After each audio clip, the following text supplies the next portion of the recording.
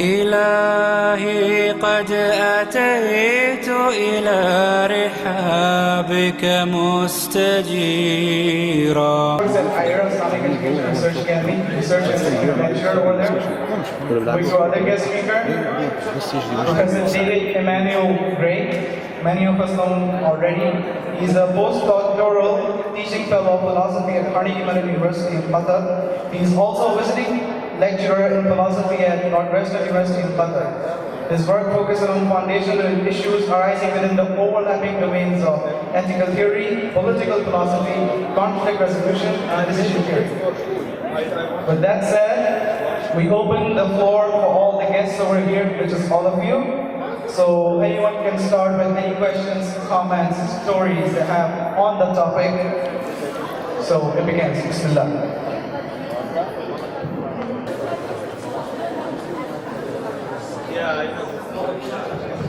If you have any questions, just raise your hands. One of the volunteers will provide you with a mic. Thank you.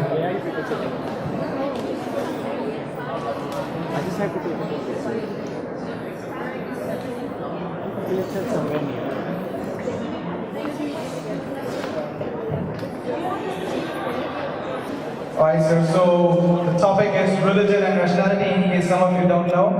And we'll start with Hamza, inshallah. Excuse me. Sorry.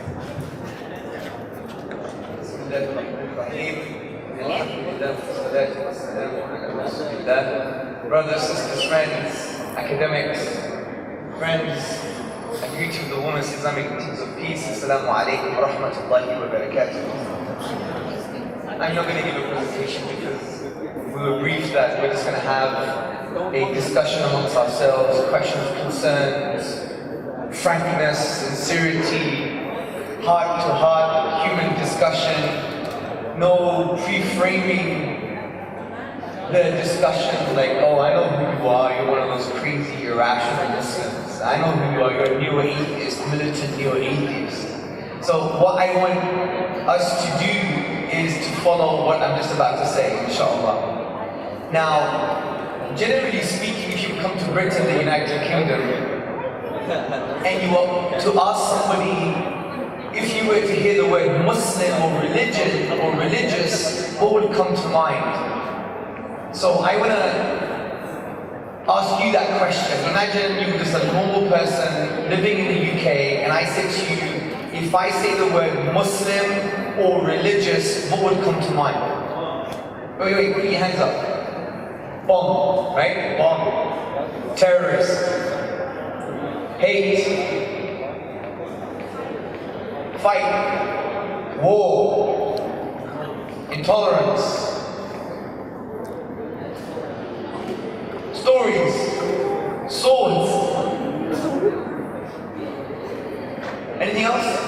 Okay, good. So we have all of this negative emotional connotations to these words. Now let me just flip the script. If I were to say to you the word atheist, what would come to mind? Science. Logic. Irrational. Oh, rational. Dawkins. Monkeys. Like what, atheists are monkeys or? Yes. Skeptics. No brain. Monkeys have brain, atheists have no brain. Okay. Yes. Cynical.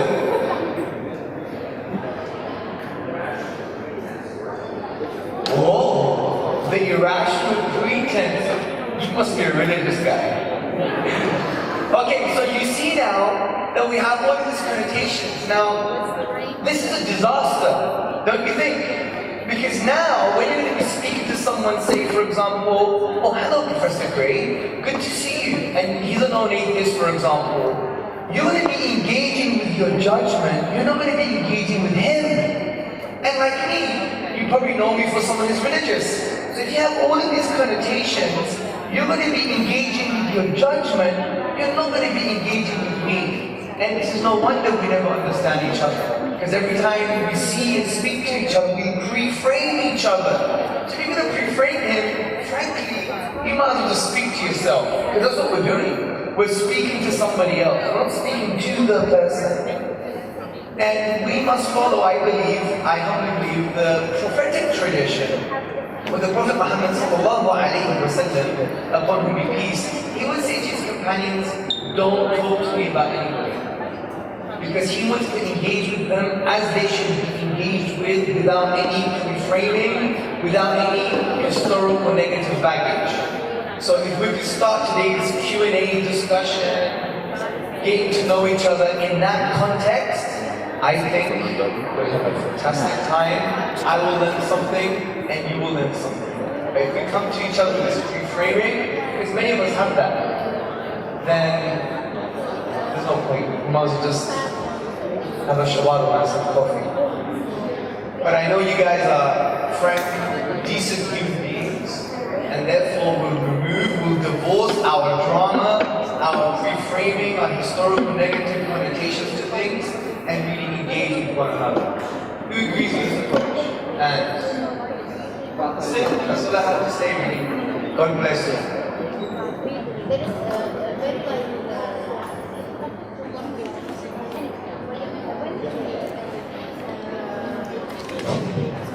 Well, hello everyone. Thank you for coming out today. As was announced, Professor Gray. I'm a philosophy professor. There seems to be a misconception that philosophers must all be godless atheists. That's what I was getting out of this. I have not come here to defend atheism, not remotely.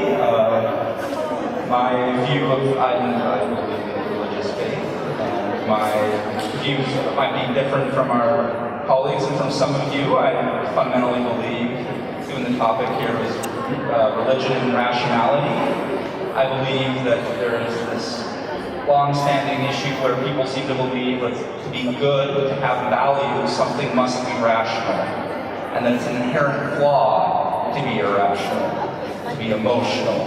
A lot of the negative connotations that came out associated with Islam, irrational, terrorist, all suggest strong emotional responses, strong negative emotional responses. Now, I believe that the emotions play a central role with faith. Far more central than rationality, and that emotion is not a negative thing, always happy.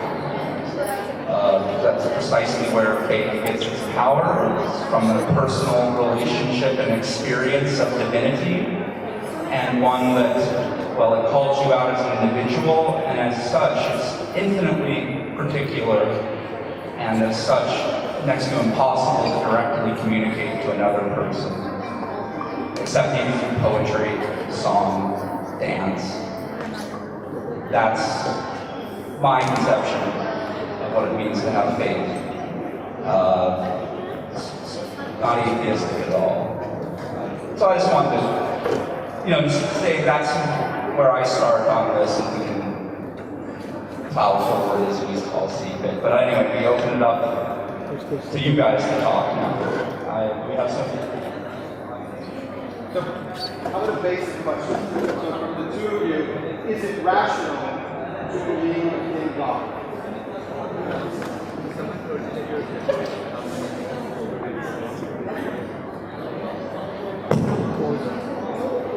It is both rational and irrational to believe in God. Let me explain why.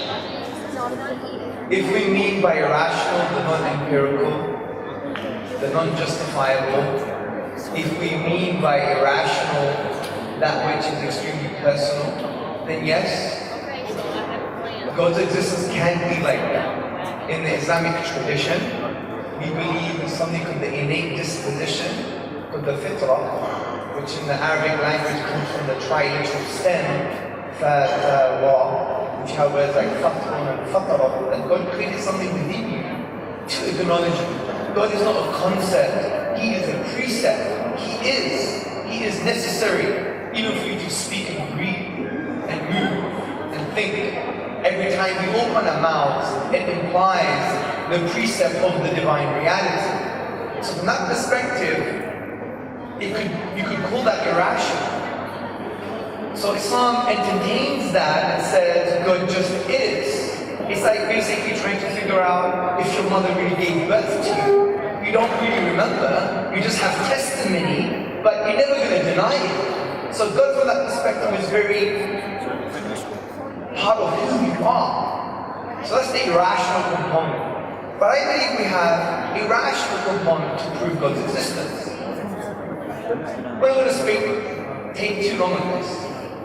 Let's assume the universe began and we have mathematical, philosophical, and astrophysical evidence to justify that assertion. Universe began. If it began, I believe there are four logical, plausible explanations for this. Number one, it came from nothing or via nothing. Number two, it came into being by its own self, meaning it was self-created. Number three, it was ultimately brought into being by something that was also brought into being. In other words, it was created by something else that was created. Or number four, it was brought into being by something that was never brought into being. Or it was created by something uncreated. I believe as logical, rational human beings, when we assess each of these logical possibilities, we know that the best explanation is that this whole cosmos, this universe, since it began to exist, was brought into being by something that was not brought into being. As the philosopher IERA is in the appendix to Professor Anthony King's book, There Is a God, he says theists and atheists, they agree on something. They agree that something must have always been there. Now the point is, you choose, it's God or the universe, but since the universe began, then it must be the divine reality. Now you may think, well, all you've proven here is that there is an uncreated creator. It doesn't mean it's God or Allah or Jesus or Buddha or one of the 4,000 different names we've disagreed on since 6,000 BC Sumeria. You're right, but I think if we do conceptual analysis, we keep on thinking deeply about this, we know if there is an uncreated creator for the entire cosmos, it must be powerful, it must be transcendent, it must be one, it must have a will, it must be perpetually knowing, and you can justify these things through conceptual analysis. Let me just give you one example. How do we know it must be powerful? We'll take one atom in the universe, and we can split that one atom, what happens? We have a release of so much potential energy. How many atoms do we have in the whole entire cosmos? So the one who brought that into being, it follows, must be powerful, have some type of potential power. And you can do that with all of the kind of key attributes that we would attribute to this uncreated creator. So in 3 minutes, I think it's very easy to at least have good reason to believe from a rational perspective that the divine reality exists. And that's one argument. I could probably give you about 8. The argument for consciousness, contingency, the teleological argument for the fine-tuning of the universe to permit our existence, and so forth and so forth. One of my favorites is the argument for consciousness. As Professor David Sharma's, he's leading on this at the moment, and he's calling something from the hard problem of consciousness, where physicalism or some kind of materialism, empirical framework can only tell us if we are thinking, if we're tasting something. So for instance, I just had that tea. So a scientist from a physicalist perspective can show he is having tea, but they could never say what it means to have tea for me, how it tastes for me. That third-person subjective experience is outside of the scope and domain. And this is why Professor Chalmers and many other philosophers and neuroscientists are saying, we have to suspend this now. We don't have a physicalist outlook to describe the third-person subjective experience, although it is true. It's in our face. So that third-person subjective experience can only be explained by maybe, as Professor Sharma says, property dualism, where you have physical laws and properties of the universe, and you have something called a consciousness property that was always there, which I think is a substitute for God. Anyway, so these are some ideas I'm throwing out there, so thanks for the question.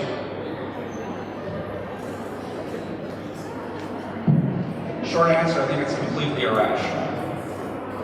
So why do I say that?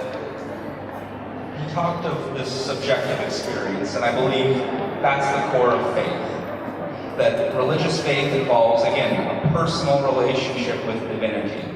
It's something that involves a relationship. It's either submission, it's love, it's a personal relationship. Now we can talk about first causes, primary consciousness, and so on. That's not a personal relationship, or doesn't necessitate one. And we can present all these proofs and arguments however we want. That's not going to spontaneously create a personal relationship within you or with anyone. So I saw this movie, it's a terrible movie, but it's called The Vow. I don't know, it's Rachel McAdams and that delightful Channing Tatum. And it's about a husband and wife in a car accident. Wife gets amnesia, forgets, and it's based on a true story. She never remembers marrying this guy, never remembers falling in love.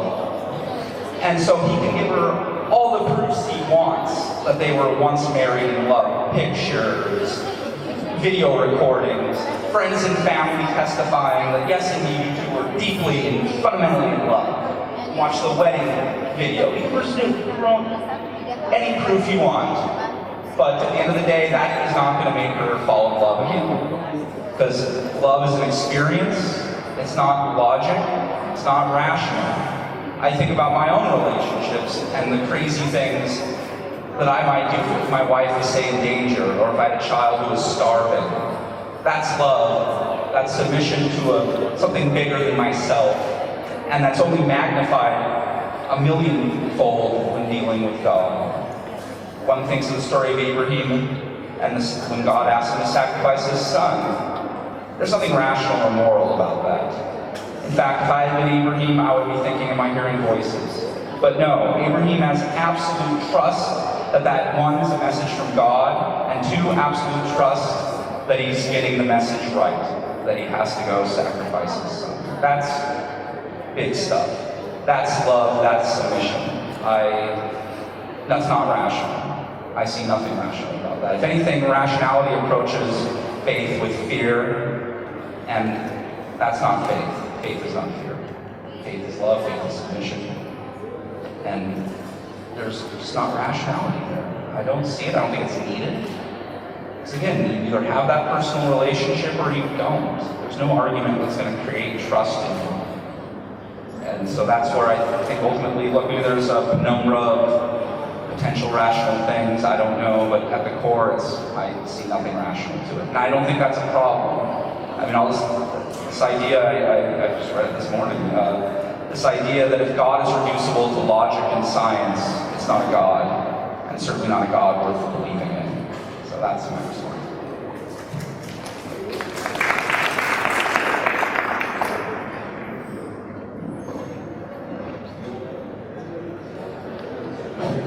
Hello?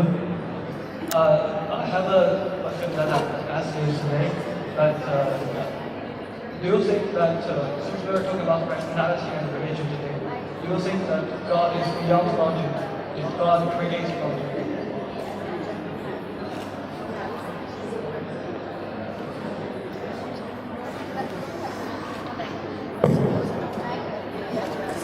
Is God beyond logic? Did he create logic? I don't really know how to answer that question. I think it depends what you mean by logic. Like, for example, are you saying did God create the number one? Like, in a Platonic sense, abstract numbers? You know, these kind of questions, I think, I would argue are slightly irrelevant to the idea that you can have good reasons to believe in something and therefore establish a trust and a personal relationship with that thing. Because I agree with Professor Greg that actually he's right. From the personal, subjective experience in communicating and having divine discourse and love and submission to this divine reality, that is purely subjective, that experience. I mean, to even rationalize it would be to destroy it. It's like trying to write poetry and using someone else's ideas. Poetry is not about that. It's about yourself, your expression. I mean, I write poetry. They're hidden on my webpage with a password. I don't show anybody because I feel if someone else takes that, then it's not that anymore. It was just me. It was done like 7-8 years ago. It was a really low time in my life. I don't want no one to read it. I don't want no one to touch it because it's so personal. And even if they read those words, they won't have the same meaning that I had with those words. So I don't agree. So, I don't know how to answer that question, but it doesn't take away the fact that there are good reasons to believe in the abstract idea that a divine reality exists. But it is true. Most of the kind of personal relationship you have with God is subjective, and it's very deeply personal, and it's existential. That's why existentialism, the post-modern philosophers like Heidegger, Kierkegaard, and others, they wouldn't even really discuss rationality, let's say. They would discuss meaning, because everything we're talking about really is search for meaning, and we are defined as human beings in that search for meaning. Because we have the self-help mantra, you have to know yourself. I think that's rubbish. I really think that's rubbish. And I don't want to offend people like you in spirituality and self-help books. Yeah? I really believe that it's about losing yourself, not finding yourself. As Bruce Lee would say, just hack away the unessentials. Because when someone's making clay, when he's making an art piece, he doesn't add more clay, he has a big lump that he takes away. And interestingly, if you think about it, the human being is in this search for meaning. Think about a 7-year-old child when he's immersed in play with his friends. 2 hours feels like 2 minutes. Like my son was saying, Baba, it was only 1 minute. What are you talking about? You've been doing this for 2 hours. Because he's immersed in that play, and that's the time to take a picture. It's his natural self. But if I was to say to my son, Zakaria, cheese, he'll freeze and he'll lose that natural self. And in this way, the human being is like the eye. If the eye were to see itself, it would no longer be the eye. It has to look outside. So the human being is defined in search for meaning. And we believe in the Islamic narrative that that meaning can only be found if you find that meaning in God. That would be the ultimate true meaning, the true real meaning, if you like, with inverted commas. And this is why the Quranic discourse says, if you forget Allah, if you forget the divine reality, if you forget God, God will make you forget your own self. Which is very interesting and very existential. So that's my way of forming the question. Can I have a follow-up? Okay. Since you are saying that religion is very subjective, and we have religion... No, I'm not saying that, I'm saying it's both. Okay. I'm saying there's an existential subjective element, but the foundational ideas, they can be grounded in reason, as I justified earlier. That's my view. So that you are saying that the foundational idea cannot or can be rational? Both. Okay. So in the irrational part that you are saying that because religion is subjective and people are searching for their meaning. So if somebody does not have that subjective feeling and does not have that subjective experience, then is it okay for him not because he does not have that subjective experience? And another is that in terms of the objective, you are saying that the only possibility that, or possibility, and you said that the self-created and created by created is not logic. But I want to say that can God do something that is out of the frame of logic? Since I think he can, because he is the most great and he can do anything, so that of course he can do something that is not logically true. So that I think maybe the universe has started with a way that is not logically true and cannot be understood logically by us. Yes, that's interesting. I mean, the Islamic theologians had a discussion on this. For example, you have the likes of Al-Qurtubi and the 14th century philosopher theologian Ibn Taymiyyah. They said that God has power over all things, and all things are defined in the realm of logic, meaning what is meaningful. For example, if I were to say to you, a square triangle, is a square triangle meaningful to you?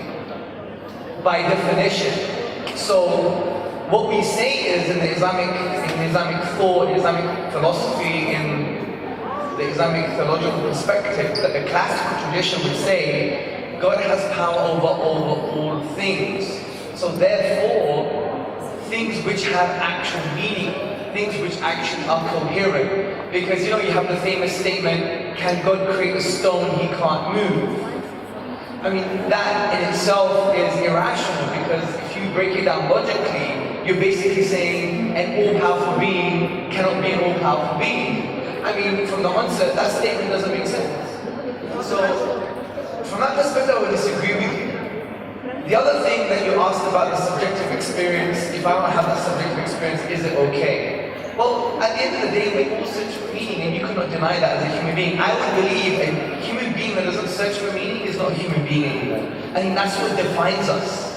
Even if it's getting a degree, even if it's having an aspiration, a worldly aspiration like curing cancer, or bringing people together, or creating peace, even if it means falling in love with someone, even if it means brushing your teeth in a certain way, I don't know. I mean, something. We all search for that meaning. The irony is, when we say we don't have meaning, then we're assuming meaning in the first place. We can't run away from it. I remember I attended a landmark forum course, and they would say at the end of the course, life has no meaning. But then I would say, but we have to use meaning to say that there's no meaning. Meaning is indispensable. So from that perspective, I think all human beings search for meaning, whether we think we don't or not. That's but we should take a question from Professor Gray.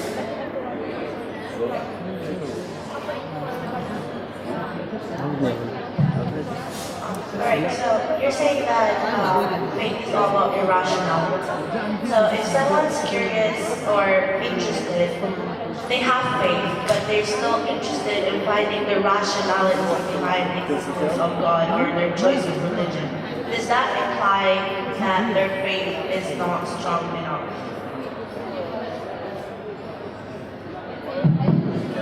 Oh, well, I can't look into their soul and say that. If they came to me, I would say that this rationality that you seek will not enrich your faith one drop. That's what I would say to them.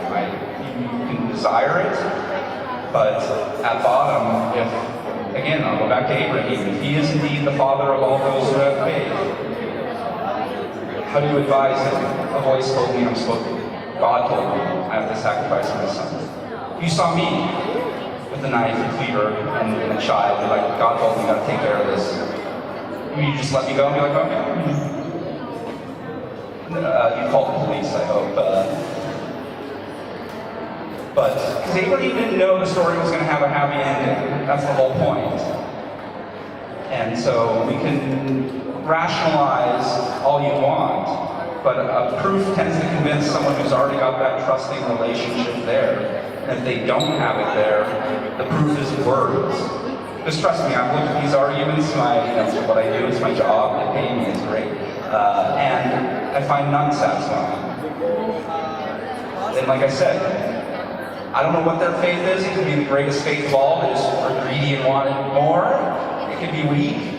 I don't know. I can't speak for the person, but I can say the proofs aren't going to enrich them one bit. Does that answer your question?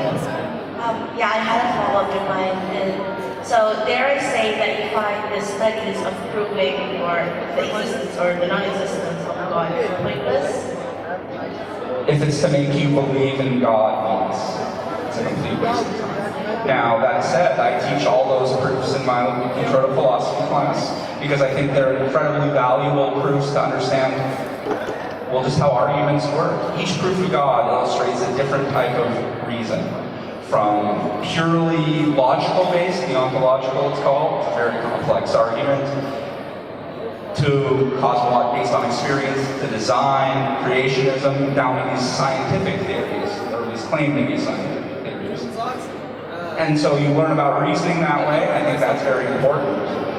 But I don't have any illusion that anyone's going to believe in God because of that. If they believe already, then they might be persuaded, but I don't think their faith will be enriched at all by that. Because it's incoherent. I mean, it is a violation of natural law, then it's not a miracle by description, by definition. Because what's a natural law? It's a pattern that we perceive in the universe. It's inductive. We don't have an infinite number of observations, so maybe we didn't see the pattern properly. Who cares? Maybe it's a glitch, maybe it's part of the pattern, maybe whatever. So that's not a miracle. This is why I believe the Islamic philosophical, Islamic thought perspective of miracle is slightly incoherent. And I'll give you the story concerning Moses, when Moses was at the kind of the discussion, if you like, with the magicians at the court of Pharaoh, and the magicians did the illusions of these illusory snakes made of rope, I believe. And God tells Moses, throw it on the staff. The staff is thrown down, it's a piece of wood, and instantaneously it turns into this real snake that gobbles up the illusions and then chases the Pharaoh, and Pharaoh starts to scream, saying, take him away, right? Now, although this story would have spiritual insight and historical wisdom and gems, but it also gives you a philosophy of miracles, which it is. And if you think about it, if you take time away, because if you assume it's instantaneous, when the staff was thrown, it's a piece of wood and it turned to a snake. But what's in the snake is not what's in the wood, and nothing was added to it. So from this perspective, a miracle is an act of impossibility from the perspective of it is an event that lies outside the productive capacity of nature. The nature of that particular miraculous event was the staff. The miraculous event is the snake. There is no causal connection. There's no physical causal connection between the snake and the staff in this scenario. So that would be the definition of a miracle. So is that definition coherent logically? I think so. That's a logical, that's a definition that we could work with. Can you find miracles using that definition? I don't know. Historically, yes, with the narratives. But I would believe the Quran is that one living miracle at the moment, especially from a linguistic perspective, because the literary form of the Quran lies outside of the productive capacity of the Arabic language.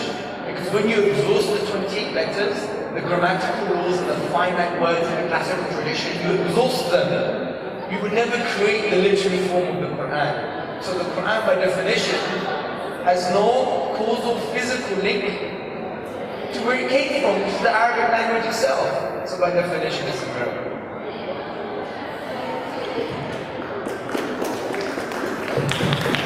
I mean, I would largely agree. I mean, I think this might illustrate, though, a difference between Christianity and Islam, where the Christian believes that Jesus is the embodiment of God, and therefore you have the mortal and the immortal, the finite, the infinite, coexisting in the same being, the same place, and that seems paradoxical, to say the least. But perhaps maybe the greatest miracle, and maybe it is paradoxical as well, and this is shared by all the human faith, is that the most powerful being in the world cares about you. Not humanity as a whole, though I'm sure it must, but you as an individual. Now that's truly amazing, and that's a miracle. Because why?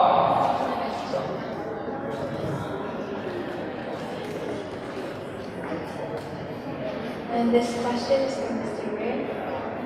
From an atheist point of view, what do you think the purpose of life is? Because if there is no God, there is no purpose. Justice doesn't exist. The concept of justice doesn't exist. I'm not defending atheism.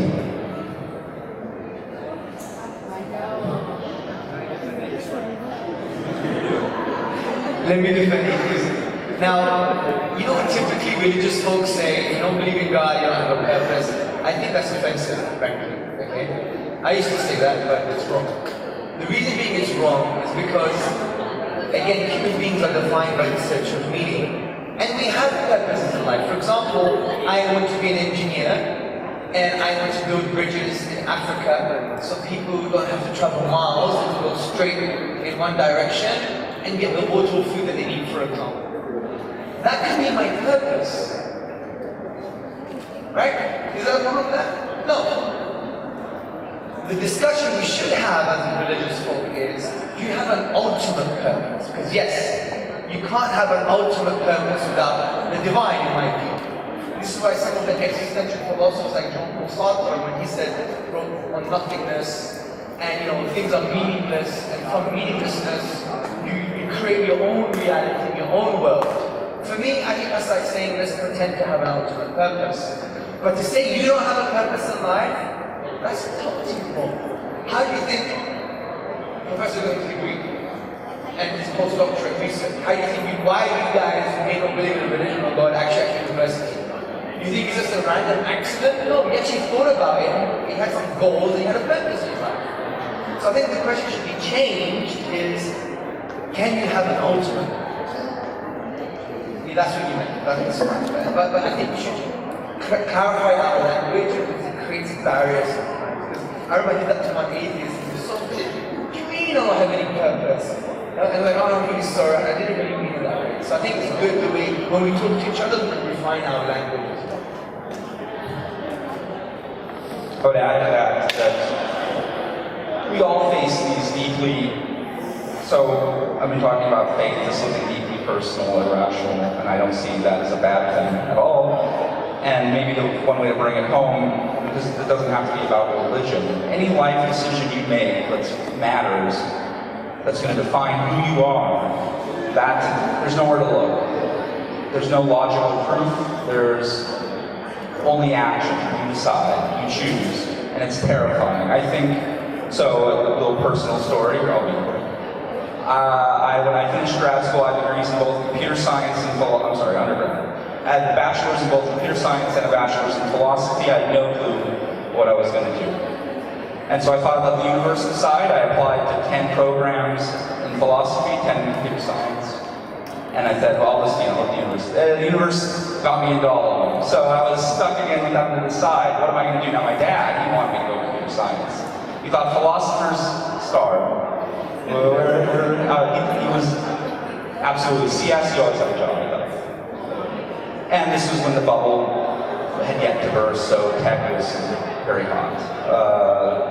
But I remember driving home. My parents lived 2 hours away. I remember driving home, and I was agonizing over this choice because I had to decide, and there was no logical reason that I liked both. They were great, but I had to decide what was I going to be, who was I going to be. And I remember that drive. It just hit me. I had to do philosophy. I was called, I guess. And I did it. My dad, the tear in his eyes, heartbroken. But I got a job, so it turned out to have a happy ending. But that to me is, while that's a personal decision about my own life, again, religious faith is the same, well, acknowledges, but on a much grander scale. And so I think there is this, like I said at the beginning, there's this temptation, I think, because it's irrational, it must be bad. Every important decision you make is going to be irrational. Do you marry this person, that person? Do you listen to so-and-so? Do you follow your heart? No one can tell you what to do except yourself.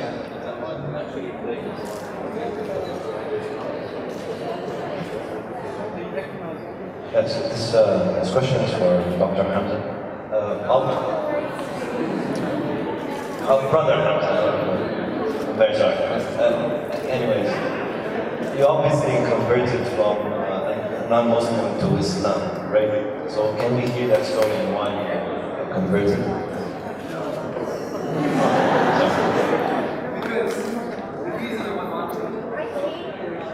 The reason I can't answer that now, there is a story, it's very subjective and personal, and to give it in 2 minutes would be a joke. We looked at the whole story and we lose its meaning. It's like reciting one of the best poems in the world, that's about 3 pages, in like a second. That just we didn't understand it. Not to say the story is so profound, I'm saying it's a great story, but it's like, this always happens. Sometimes when I have 2 minutes left after a lecture, we go for Q&A, question and answers, and there's like 1 minute left, and someone says, can you tell us why you converted to Islam? I'm like, thanks. I can't read this. Thanks.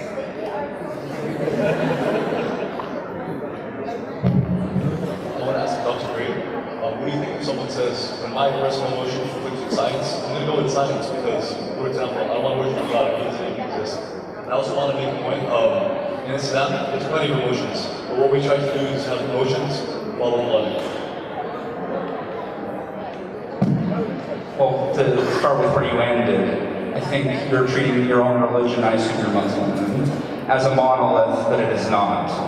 He named some very serious, and I can name more, Arabic philosophers who took demonstrating God's existence very seriously, but there were several who thought that was literally incoherent. The book is called The Incoherence of the Philosophers. Thought this argued a very similar position to me. The Sufis, they believe that there's no need to talk about reason with faith. And indeed, their activities in spinning, these rituals they go through, are precisely supposed to promote that ecstasy. Read the poetry of Rumi, man. That is beautiful stuff. And that to me, I agree 100% with that understanding. There's no treatise that Rumi wrote to say, here's why you should believe. No, he's telling you how it feels. Now, your person who's looking for science, they don't feel it, man, and nothing I say is going to change their mind. They have to find these things themselves. Again, he can tell stories, and I think that's very important. He's not going to give you a logical argument about why you converted. It's going to be a very personal experience. And some people have that. David Hume did say the greatest miracle was that anyone would believe. He was probably being very mean, but I think we can take that very positively as well. So again, look, if you want science, take it. You can build bridges. We need bridges. Program a computer, great. But where you're going to find meaning, whether it's in God or outside, as I said, this is what you're going to do after your degree. That's going to be a similarly personal and not necessarily rational decision. You go with your gut, man. Just want to add something very quickly. I think the Quran gives us the middle ground here. Like the Quranic discourse mentions knowledge over 100 times, mentions aql, the intellect, many times. And interestingly, when it mentions these things, it not only relates to creedal things, but also things like morals and meaning. So, Ibn Taymiyyah, the 14th century theologian, he actually wrote a treatise on the aql and the aql, meaning that the aql, the intellect, the sound intellect, aql and salim, the sound intellect doesn't contradict the text, the naql, the basis of the text. Because whatever comes from truth is true, whatever comes from rationality is rational, even if it seems from its fruits irrational, but you can trace it to a rational basis. So he said there is no difference between the sound intellect, aql, and the naql, the text. It's unfortunate in the real world, sometimes we just have naql heads. We just follow the text without using their brain. But the Quran tells us to use your brain. أَفَلَا تَعْقِلُونَ? Do they not use their intellect? Do they not reflect within themselves? يَتَفَكَّرُونَ? Those who reflect, which comes from the trilateral stem, فَكَرَى, which basically means the thing that you're reflecting upon, inquire deeply about its implications.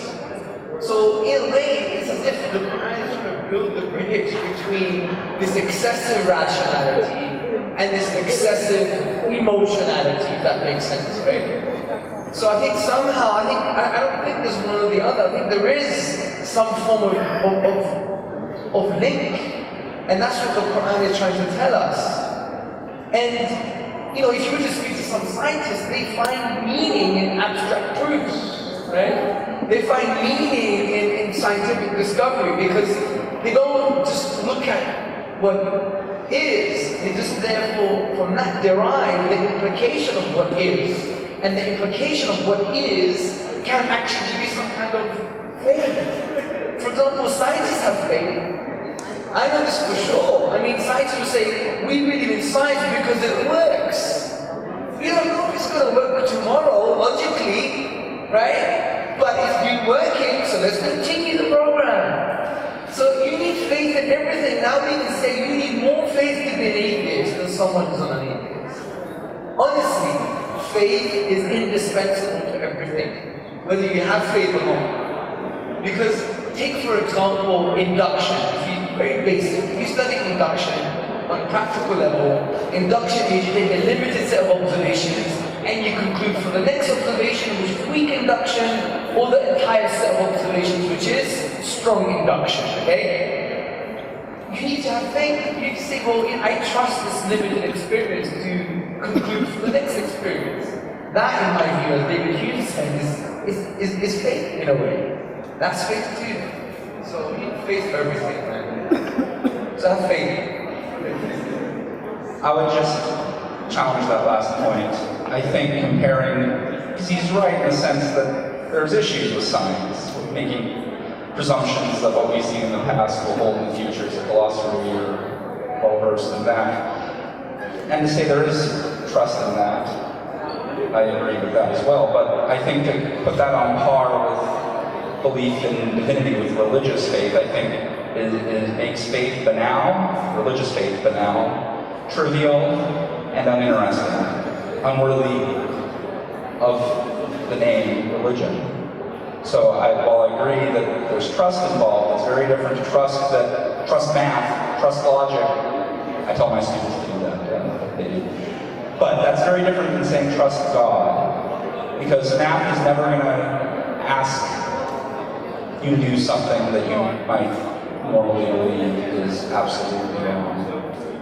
Whereas religion goes beyond all that, beyond good and evil. I think Rumi's quote is, where there's the plains of right and wrong, I will meet you beyond there.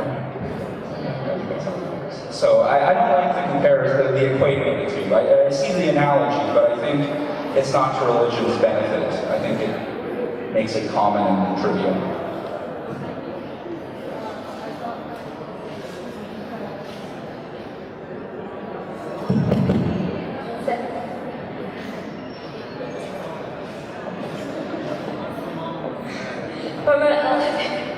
From a religious perspective, we behave according to what our religion teaches us. Where do people who don't believe in the divine go for guidance? Do they do what is right according to other people, or to themselves? Or if so, how can they be successful?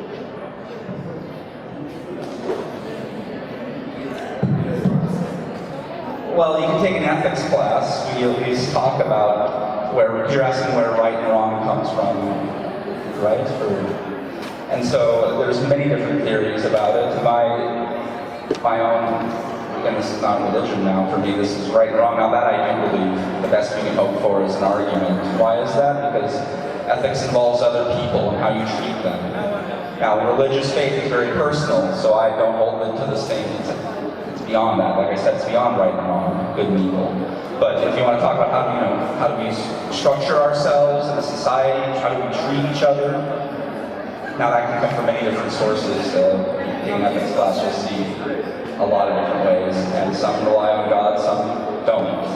So it's a very broad question, but ultimately I believe the correct moral theory is the one that has the best reason to defend it. In the short answer.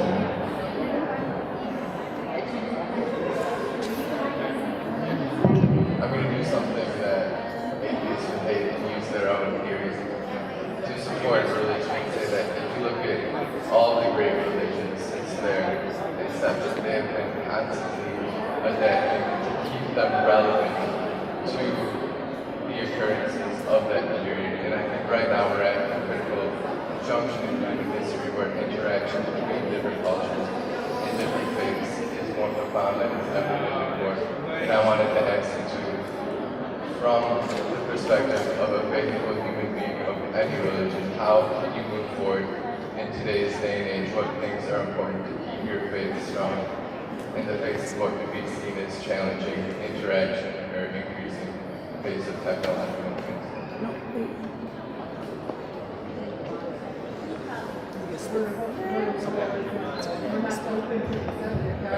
That's a good question. I think the first thing to do that we have a huge internal recipe to swallow.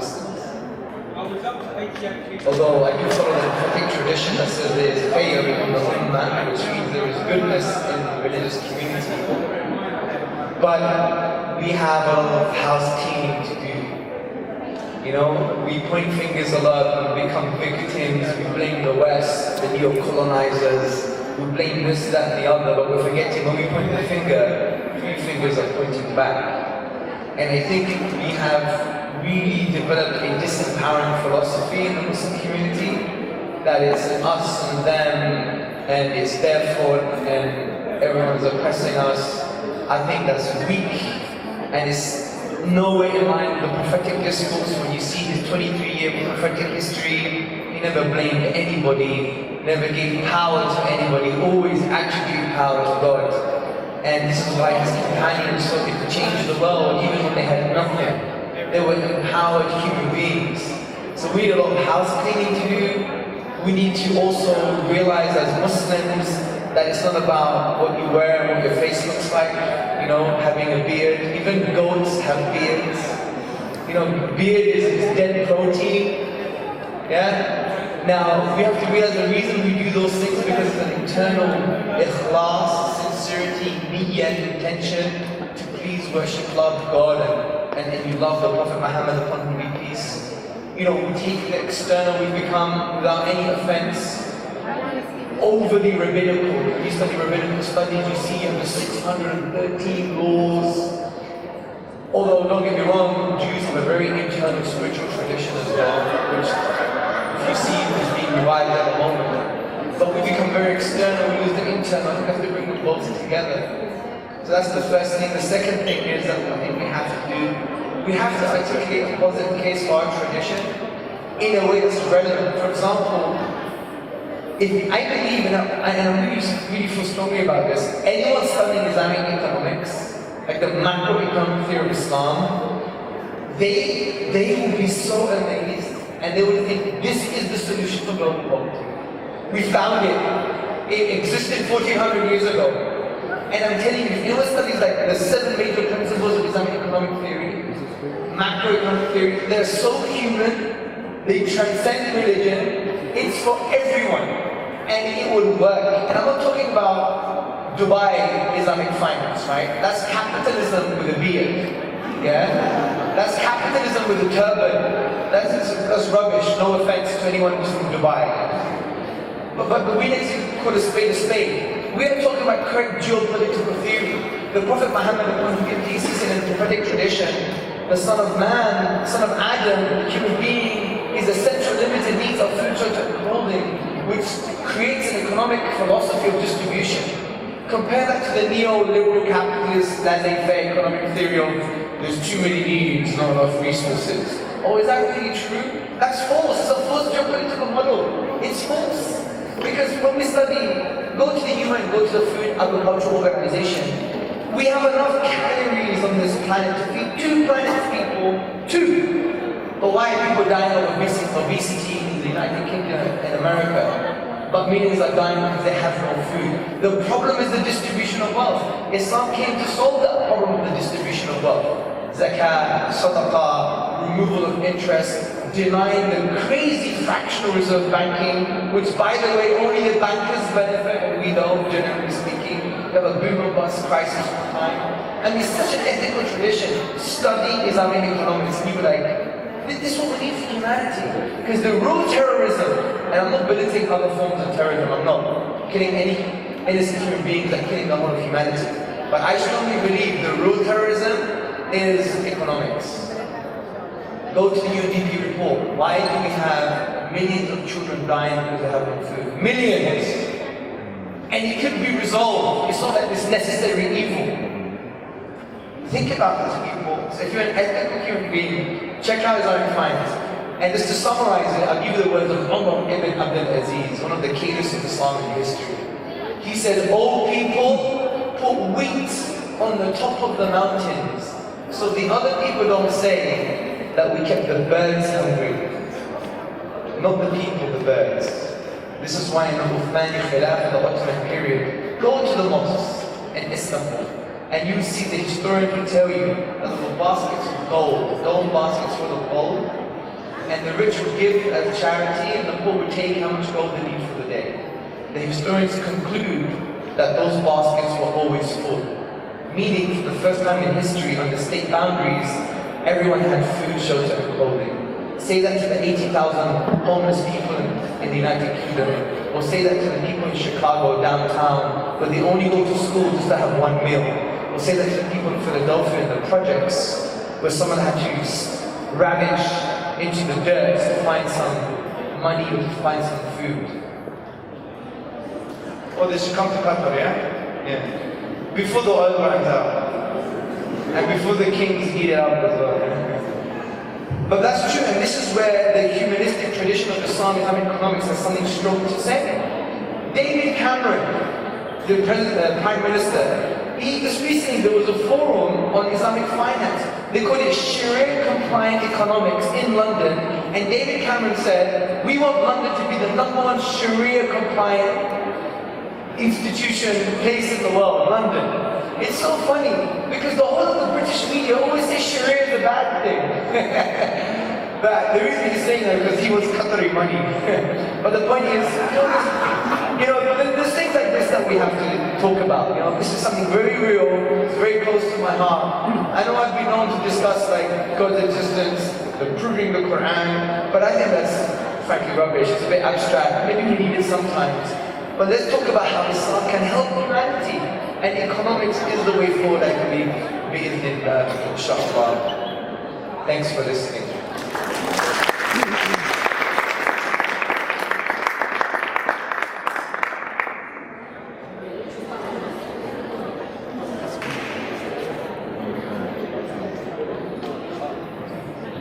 Well, talking about a lot of great stuff and Islam, Islam culture and the economy of Islam.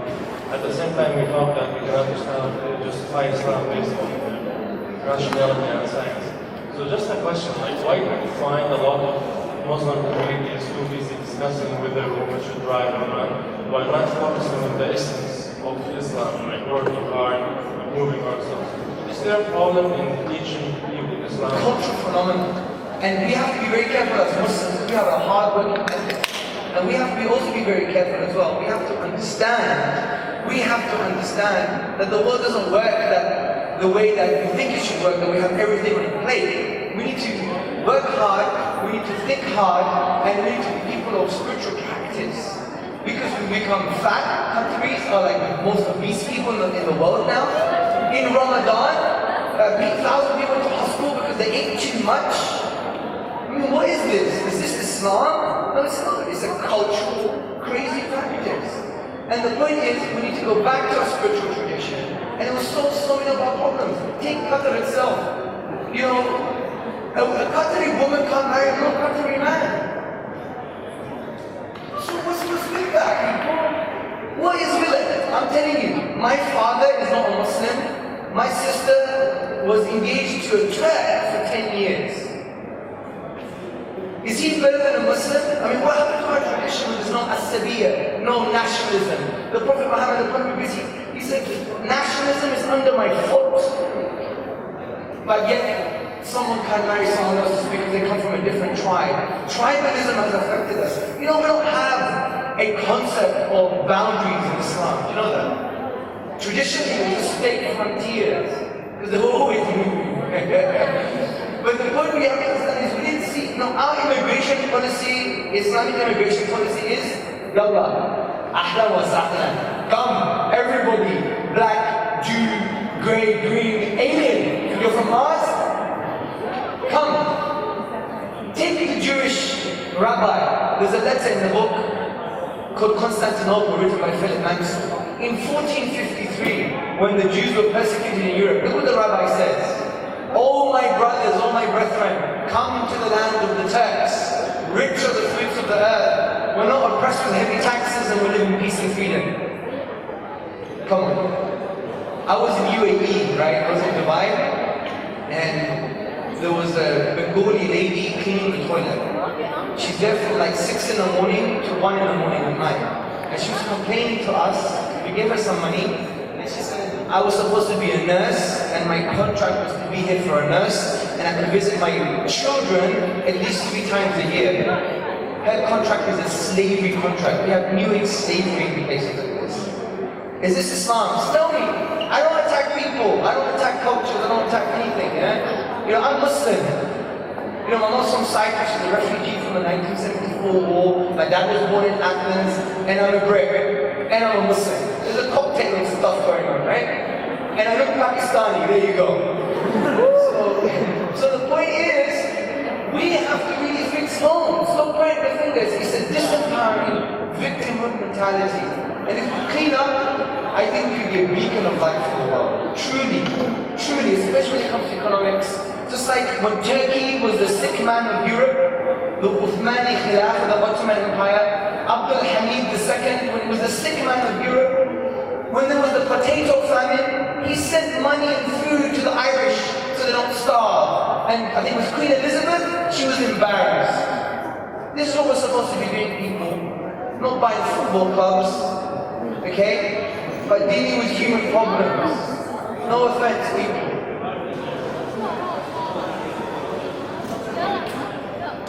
Sorry? Yeah, they should. What not? She go twice, 3 times, she's a mother, she has children. What's wrong? That's our ethnic tradition in Islam. We don't just basically do things just because that's how it should be done. We are here to change reality. We're not here to conform to reality. We're here to make it more ethical. That's it.